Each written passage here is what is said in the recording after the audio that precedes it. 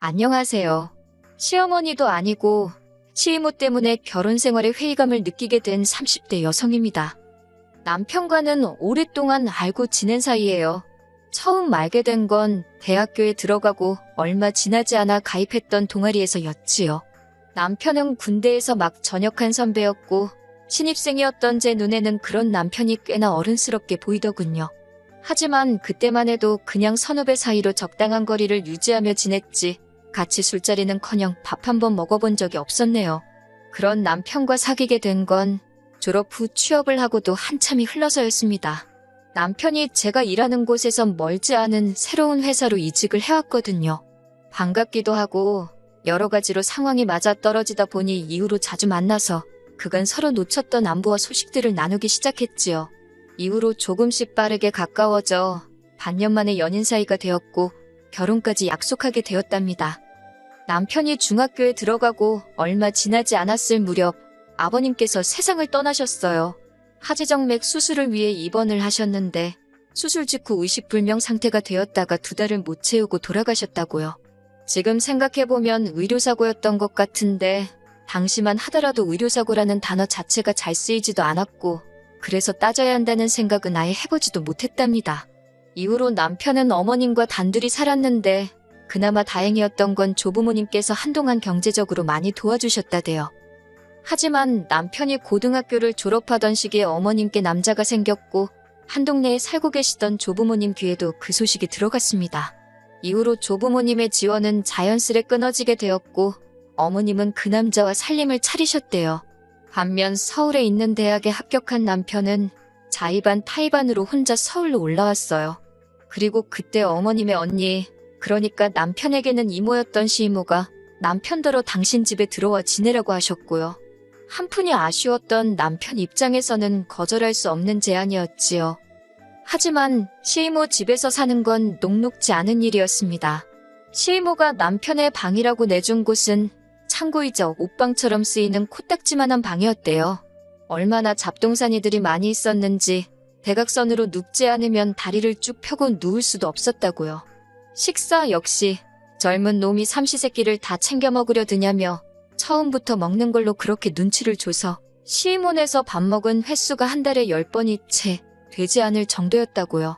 그나마도 라면이 대부분이었어요. 그런데도 시이모는 시이모부한테 자기 면이 안 선다며 아르바이트를 하며 학비와 생활비를 벌던 남편에게서 돈을 가져가기 일쑤였답니다. 듣다 못한 제가 뭐하러 그런 푸대접을 받으면서 그 집에 있었냐 하니 새 인생 시작한 어머님께 걱정을 끼치고 싶지 않았다는데 어찌나 속이 상하던지요. 하지만 이런 과거를 시이모는 자기 마음대로 자기 유리한 쪽으로 기억을 하고 있더라고요. 남편한테 대놓고 한다는 소리가 자기가 없었으면 남편이 무슨 수로 이 서울 땅에 자리 잡고 살 수 있었겠냐면서 정말이지 어찌나 생색을 내는지 모르는 사람이 보면 시이모가 남편 목숨이라도 구해준 줄 알 만큼 거들먹거리기 일쑤였어요. 그리고 그런 시이모의 오만한 태도는 급기야 상견례 자리까지 이어졌습니다. 상견례 당시 저희 쪽이야 당연히 친정부모님 2분 다 자리를 하셨지요. 그리고 저로서는 남편 쪽은 아버님은 돌아가셨으니 당연히 어머님만 나오실 줄 알았네요. 남편도 별다른 말이 없었고요.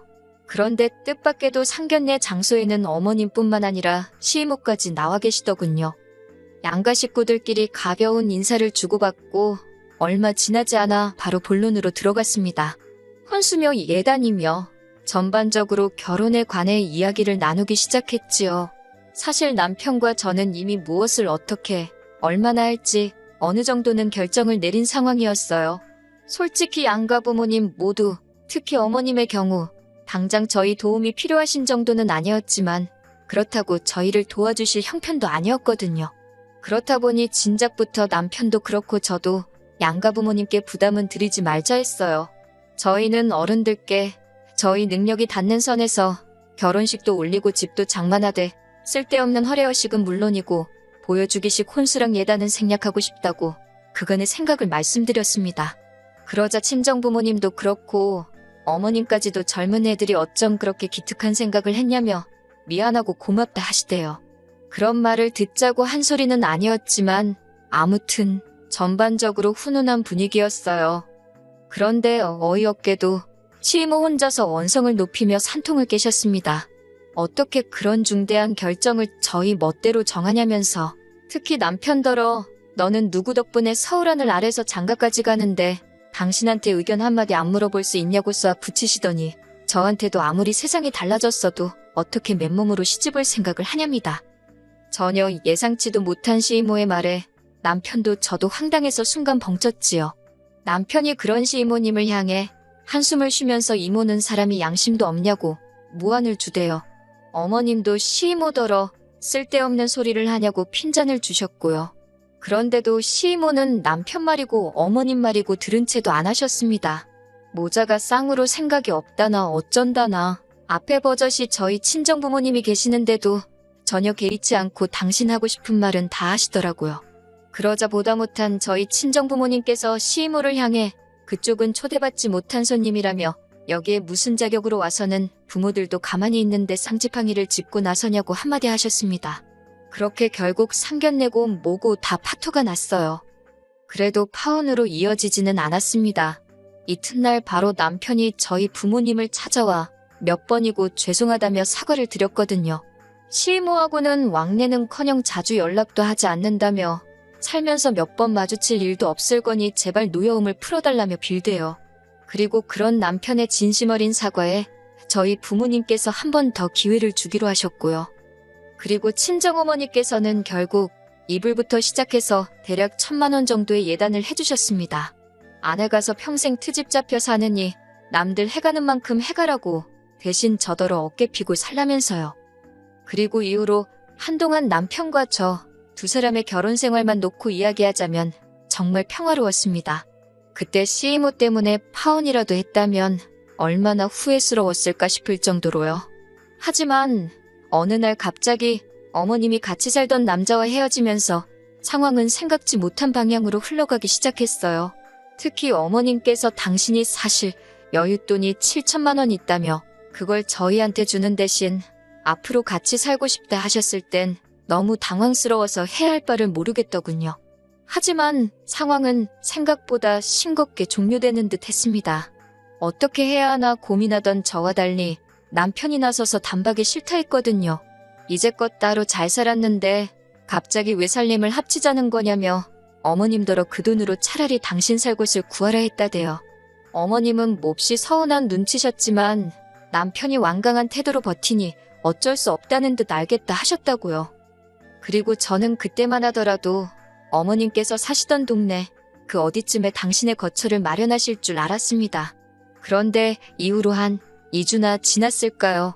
어머님께서 저희 신혼집에서 차로 10분 정도 걸리는 곳에 반월세로 집을 얻으셨다며 이사를 오셨네요. 그런데 이 소식을 알게 된 시이모는 이때다 싶었는지 또다시 이러쿵저러쿵 간섭을 시작했습니다. 자식 새끼가 길바닥에 나앉은 것도 아닌데 왜 어머니를 안 모시느냐며 니네 엄마는 해도 잘 안 드는 집에 살게 해놓고 니들은 밥이 목구멍으로 넘어가냐고 당장이라도 안방을 내어주라는 둥 어쩌라는 둥. 정작 어머님께서는 아무 말씀도 안 하시는데 시이모 혼자서 열을 내더니 순식간에 저희를 천하의 불효자로 만들더군요. 그뿐만이 아니었습니다. 이후로도 시이모는 걸핏하면 저더러 어머님 댁에 반찬을 해다 주라던가 가서 빨래를 하라던가 정말이지 별의별 잔소리를 해댔어요. 사실 어떻게 들릴지 모르겠지만 한창 직장에서 이리 깨지고 저리 깨지며 일하고 있는데 그런 전화까지 받으면 하루 종일 기분이 더럽거든요. 그래서 나중에는 일부러 전화를 안 받고 문자에 답장도 늦게 했네요.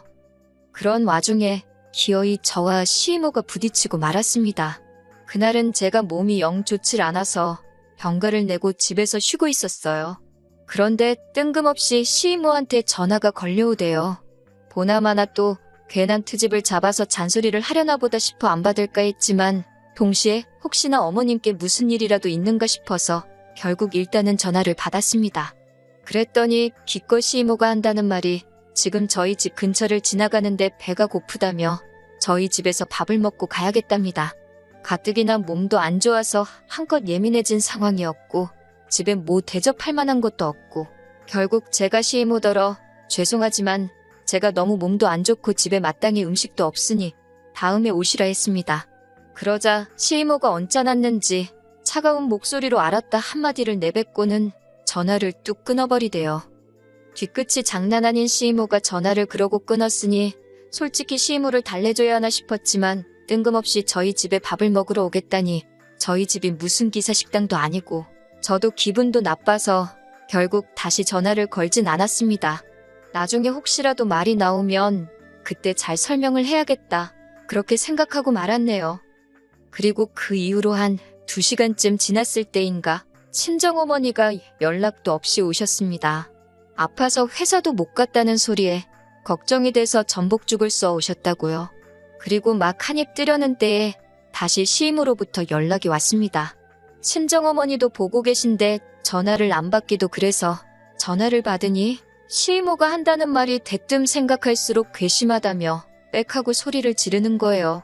그 목소리가 어찌나 크던지 친정어머니까지 깜짝 놀라서 소리 지른 게 누구냐 물으셨는데 순간 시이모도 친정어머니의 목소리를 들었고 양쪽에 서로를 소개 아닌 소개를 시키자 시이모가 저더러 아파 죽겠다며 자기는 못 오게 하더니 니네 엄마는 불러들였냐며 저더러 웃기는 애랍니다.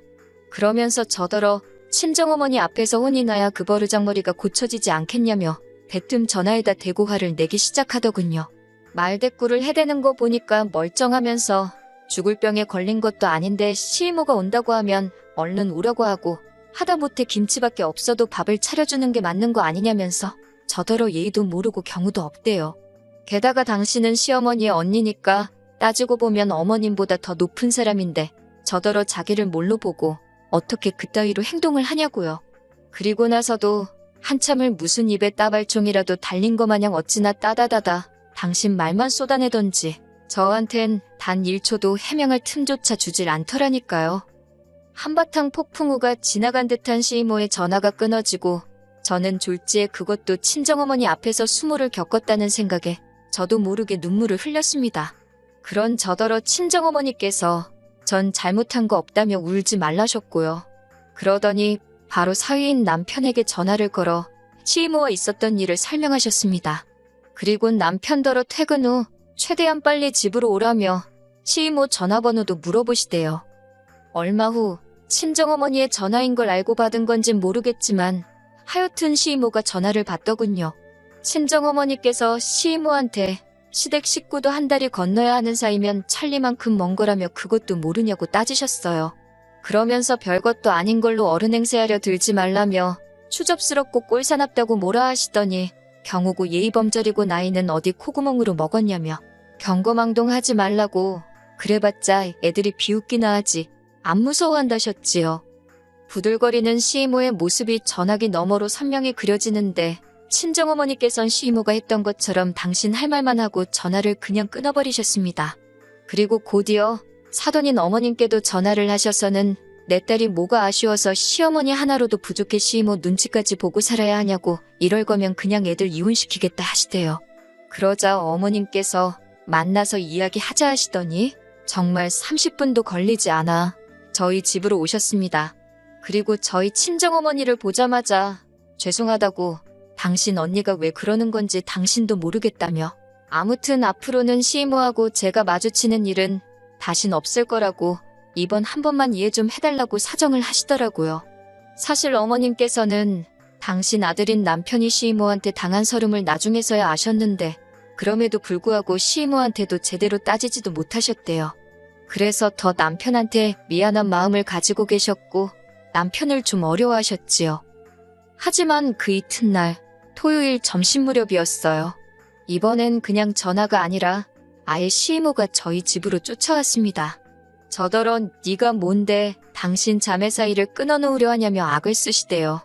그러자 저희 남편이 어이가 없다는 듯 시이모를 앞에 세워두곤 어머님께 전화를 드렸습니다. 그리고는 모두가 들을 수 있게 스피커폰을 켜고서는 시이모가 또 찾아와서 우릴 괴롭힌다고 이야기를 하더군요. 그러자 전화기 너머로 어머님께서 시이모한테 악을 쓰셨습니다. 왜 남의 아들 며느리를 잡아먹질 못해 안달이냐며 제발 관심 좀 끄라고요. 그러자 시이모님은 자기 속도 모르고 그런다며 네가 이렇게 물러터지니까 며느리 주제 시어머니고 시이모고 무서운 줄 모르고 따박따박 말대꾸하고 친정엄마라는 사람까지 지잘난 척을 한다는 겁니다. 그러자 어머님이 시imo더러 언니는 그렇게 잘나서 명절에도 며느리고 사위고 찾아오지도 않냐고 쏘아붙이는데 그 이야기를 듣곤 정말이지 뒤통수를 한 대 맞은 기분이더라니까요. 그리고 이후로 한 일주일이나 지났을까요? 친정집으로 시이모가 한 회의 과일에 꽤나 바리바리 선물을 보내셨더군요. 그리고는 장문의 문자로 당신이 나이 먹고 괜한 주책을 부렸다며 막말해서 미안하다, 마음에 담아두지 말랍니다. 자기는 저희 부부랑 잘 지내고 싶다나요. 솔직히 어디까지가 진심인지 모르겠더라고요. 하지만 결론부터 이야기하자면 일단은 그렇게 상황은 일단락 되었습니다. 친정어머니께서 말씀하시길 어찌됐건 시이모란 사람이 먼저 숙이고 들어온 만큼 당분간은 별탈 없을 거라셨지요. 솔직히 완전히 상황이 나아진 건 아닙니다. 더는 말을 안 해서 그렇지 누구 하나 개운한 사람은 없는 것 같거든요. 시간이 해결해줄 문제가 될지 금세 얼마 못 가 다시 반복되는 일일지는 지켜봐야만 알겠지요. 그래도 일단은 한 곱이 넘겼다 생각하고 지내고 있습니다. 솔직히 어머님한테는 유일한 혈육이나 다름없으니 저 때문에 두 분이 어색해지는 것도 싫고 그리고 자매끼리 평생 안 보고 산다? 적어도 저한텐 불가능한 일처럼 보여요. 그냥 어머님은 시이모와 잘 지내시고 저는 시이모와 앞으로도 계속 이 정도 불편한 사이로 살 수 있으면 좋겠습니다.